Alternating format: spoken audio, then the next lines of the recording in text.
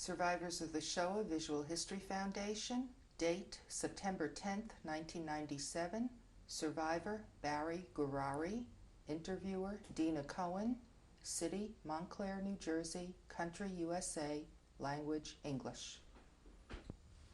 My name is Dina Cohen. Today is September 10th, 1997. I will be conducting an interview with Barry Gourary in Montclair, New Jersey, USA. The interview will be in English. Could you state your name and spell it, please? My name is Barry, that's B as in boy, A-R-R-Y.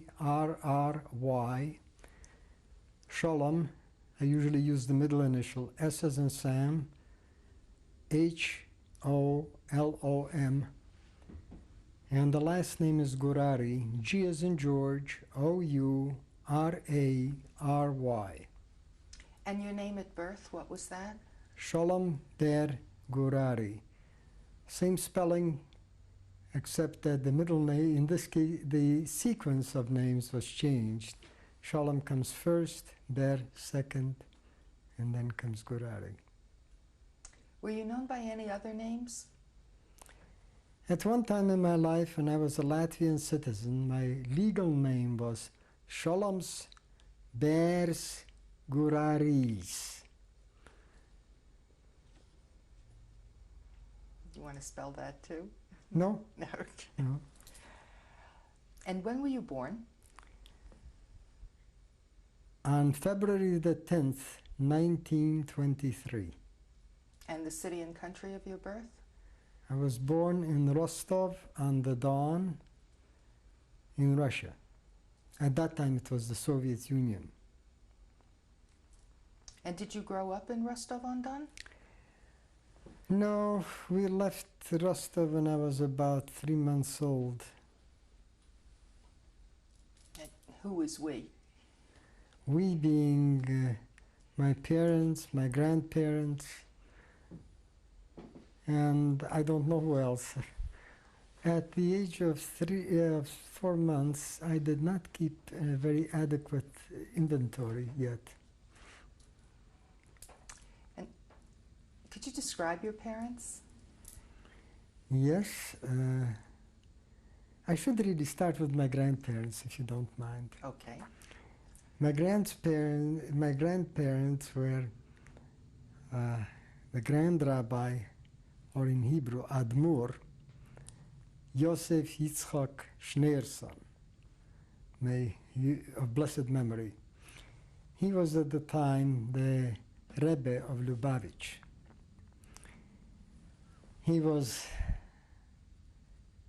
a descendant of a long, long generation dating back to the Alter Rebbe, Rabbi Shneir Zalman, who was known as Rabbi Shneir Zalman Borochovich. And my grandmother was Nechama Dina Schneerson, of a different line of Schneersons, but still with the same name. Now, these were my maternal grandparents. My mother was Hannah Schneerson, the eldest of 3 daughters of my grandparents. The other 2 were Musia and Sonia. And my father was Samarius Gourary, in Hebrew Shmaryohu Gourary, a member of the well-known at the time Gourary clan from Kremenchuk. What is the origin of the Gourary name? I am told that the Gourary name dates back to, what is it, the 16th century. And it has interesting history. At the time there was a very well-known rabbi in Prague, Czechoslovakia. His name was Rabbi Levi. He had written a number of important treatises. One of them was a commentary on the Bible. And as was customary in those days, he took a passage from the Bible to serve as title of his work. The passage he chose was Gourary. Gourary means a lion's whelp or a lion's cub. It comes from the passage in the Bible which says, a lion's cub is Judah. So since he wrote his book and he titled it that way, later his children and grandchildren took the name Gourary as their last name. That's the story. And what was your father like? My father was a very energetic doer. He also liked to study. The subject he liked to study particularly was Hasidus. This is a branch of, it's a mixture in a sense of Kabbalah and mysticism. And he was particularly interested in the kind of Hasidus that was preached by my grandfather and by his predecessors in the Lubavitcher chain. But otherwise, father was a very energetic man. He spent many years first at the yeshiva in Lubavitch, in fact. And interestingly enough, he had a roommate. His roommate's name was Berel Haskind. It so happens that I married Berel Haskind's daughter a little later on.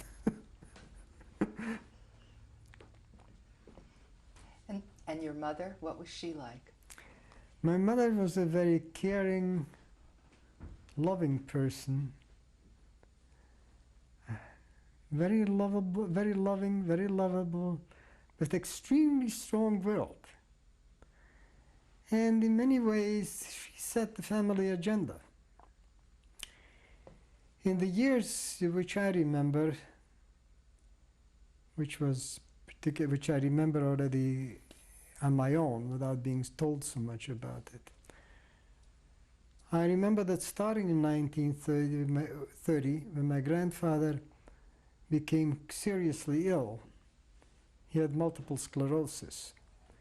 She set the family agenda at making it possible for grandfather to continue to his work as the Lubavitcher Rebbe. He needed a great deal of help. And to a large extent, of course, thanks to his own iron will and to the help of many friends, but also to a very substantial extent, thanks to my mother and her complete dedication to helping him continue. And with some help from me, he was able to carry on until his death in 1950. You said that you didn't grow up in Rostov-on-Don. Where No. did you move to after that? I don't remember the exact sequence. As I said, I didn't start keeping notes until after we left Russia. We left Russia when I was 4. But we moved to Moscow, we moved to Leningrad. Since my grandfather was very active at the time in organizing Jewish schools and in making sure that there was an opportunity for Jewish children to study the traditional Hebrew texts and to study them in a way that was appropriate and to teach Hasidus to them. He was found to be against the regime. He was openly so. He was at one point arrested, condemned to death for his counter-revolutionary activities. Remember, those were the years of the very violent kind of Bolshevism in Russia.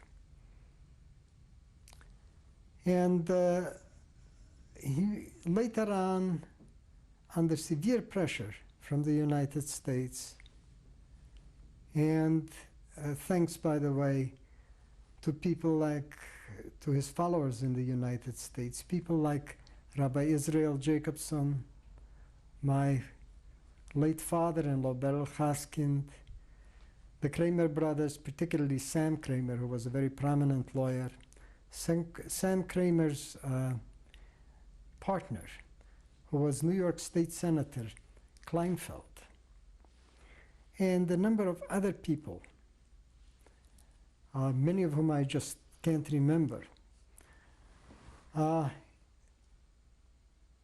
He was finally released from, he was finally forgiven, I shouldn't say forgiven, his sentence was commuted to 3 years or more in jail, and then in Kostroma, which was a very undesirable area in Russia. With a little more pressure, he was finally expelled from the Soviet Union, and with him went the whole family. Now, again, I should mention one person whom I did not yet mention, who was very active in that, and that was Mordechai Dubin, who was a deputat, that meant a representative in the Latvian Sejm. Sejm was the legislature, and who did everything that could possibly done to help my grandfather get out of Russia, and then provide him with a stable place to live in Latvia. Thanks to Dubin, in fact, my grandfather, his family, his spouse, and the other members of his family, like ourselves, were given Latvian citizenship. And we found a home. What was your home like in Latvia? Well, it was a peaceful oasis. It was very peaceful. I don't have very many memories of that. Let's face it, I left Russia when I was 4. We left Riga when I was probably about 9. So again, I don't have too many recollections, except for a very peaceful and pleasant environment, and pleasant times at the beach, for example, at Gourary, and various other such insignificant but yet very, very important parts of daily life.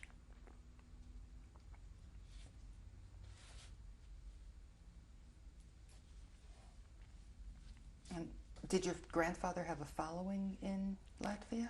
Yes, my grandfather had a substantial following in Latvia, starting with Mordechai Dubin himself, who was a very important man. By the way, I should say about one other thing about Dubin.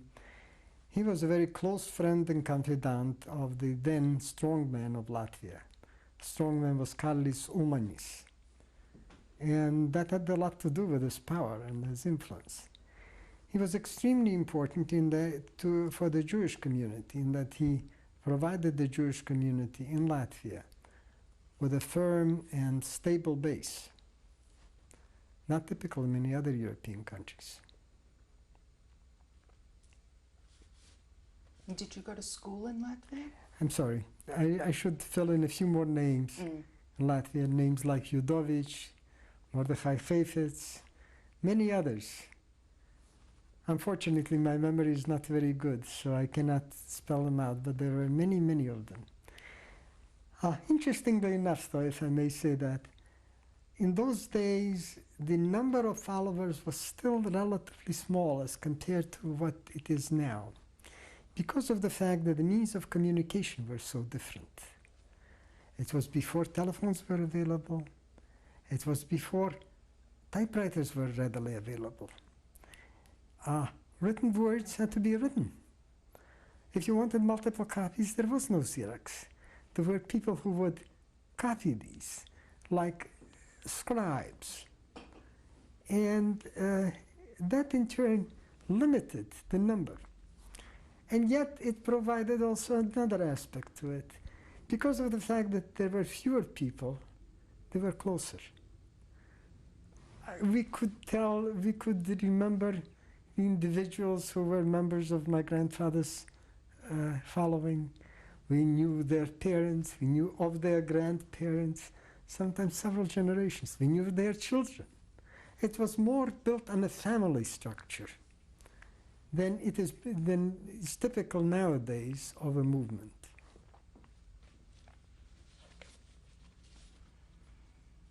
You said you left Latvia when you were 9? Approximately. My memory is not that good. And that goes, by the way, that comment goes for everything I say in this interview. Dates may be off a little. But there were two important events that took place while we were partly in Latvia, and yet the events themselves took place in Poland. First, the marriage of my uncle Mendel to Mendel Schneerson. Schneerson in his own right, not my grandfather's. And my aunt Musia. Musia was my mother's middle sister. Mother was the oldest, Musia was the second.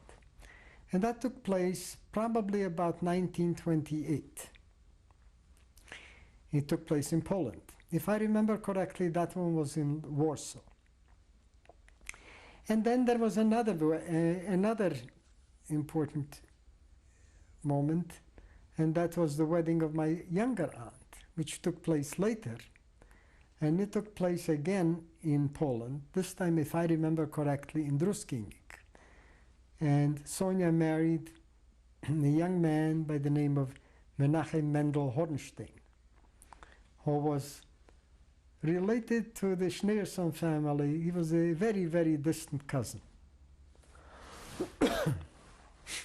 Now, in the meantime, grandfather was working very hard trying to save the religious Jewry of Russia.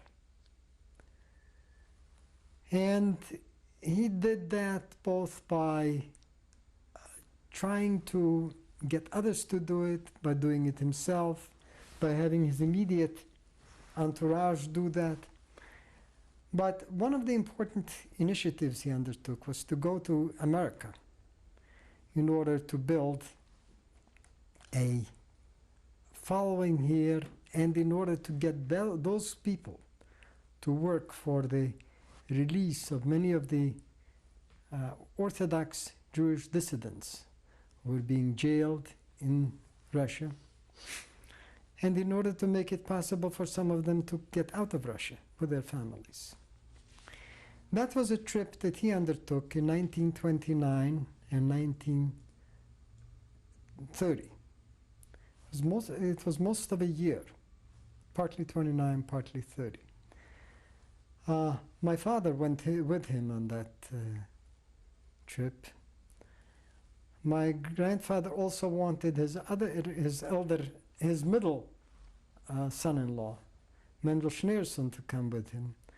But Mendel Schneerson and his wife Musia chose to pursue their own ends, which at that point involved going to Berlin, Germany, and studying at the university at Berlin.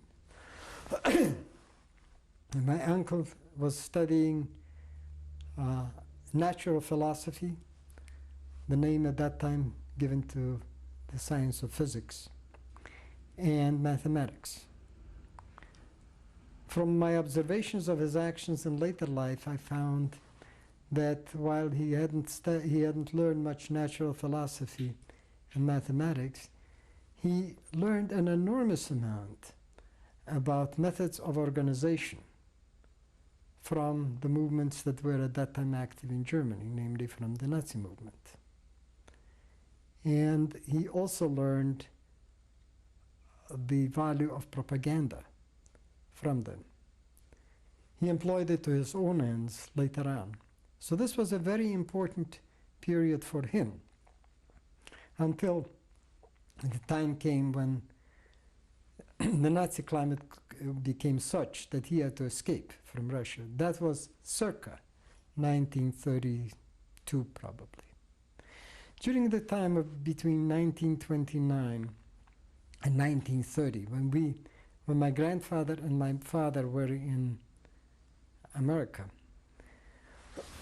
my mother and I went for a visit to Musa and Mendel in Berlin.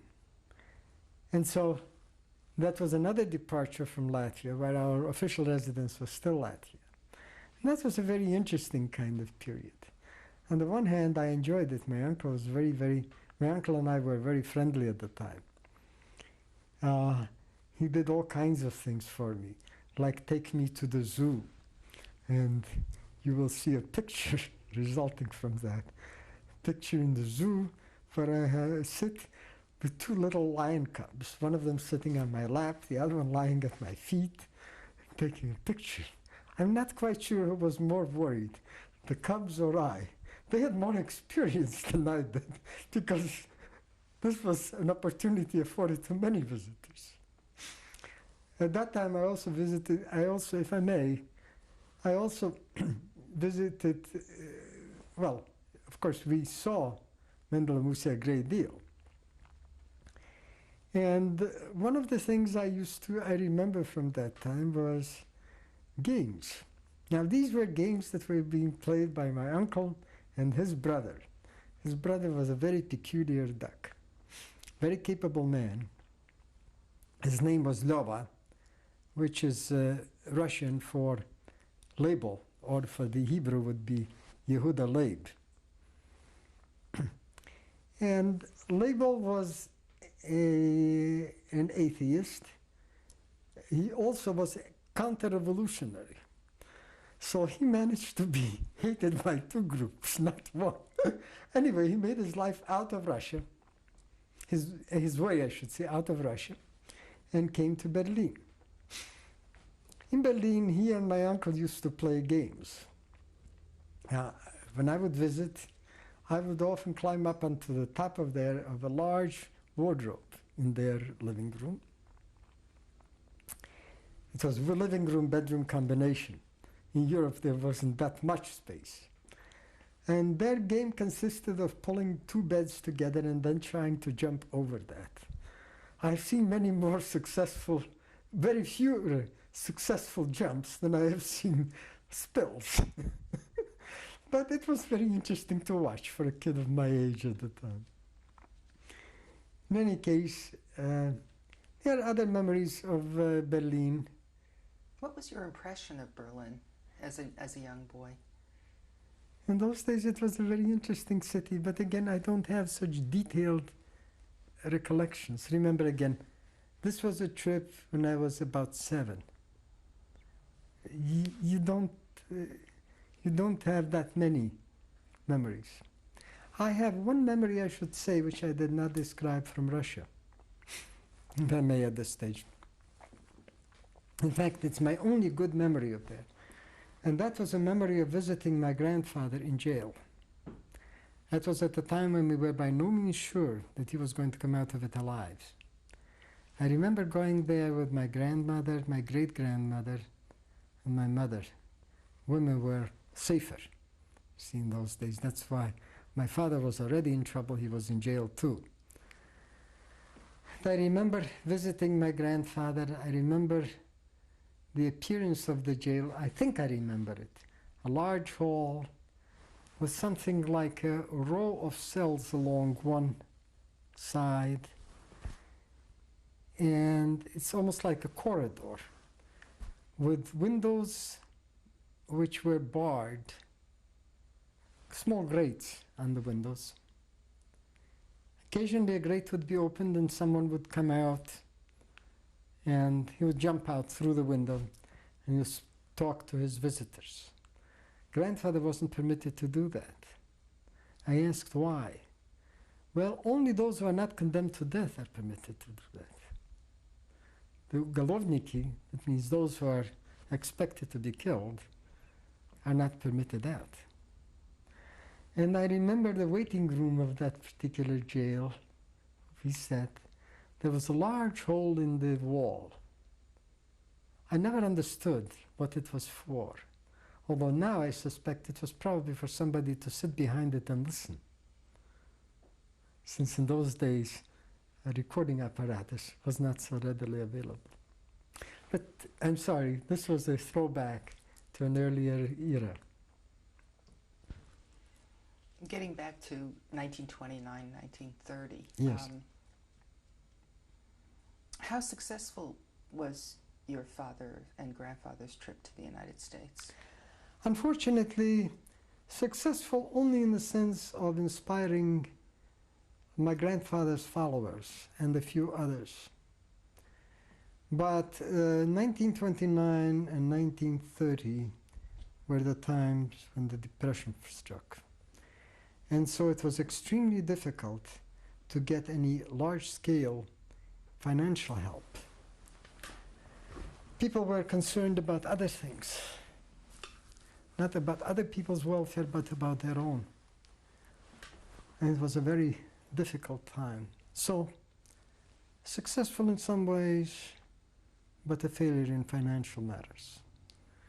Still, ever since then, and even before then, thanks again to the people I had already mentioned, the United States has always helped my grandfather and many of his followers escape the very worst of consequences. What do you recall about their return to Riga? I don't. I'm sorry. I have no Okay. memories of that. I do know that my grandfather's illness dates back to that time. Apparently, during his period in the United States, he fasted a great deal. And that apparently had something to do with it, although I'm not sure that it had anything directly to do. The disease is not traceable to any very specific origin. And when did you leave Latvia? Probably sometime around 1932 or 33. I'm not sure. And then we moved to Warsaw at first. Do you remember why you left? Yes, the reason was primarily that my grandfather felt that he wanted to have a broader field of activity. Spread God's word to many more people. In Latvia, that wasn't possible.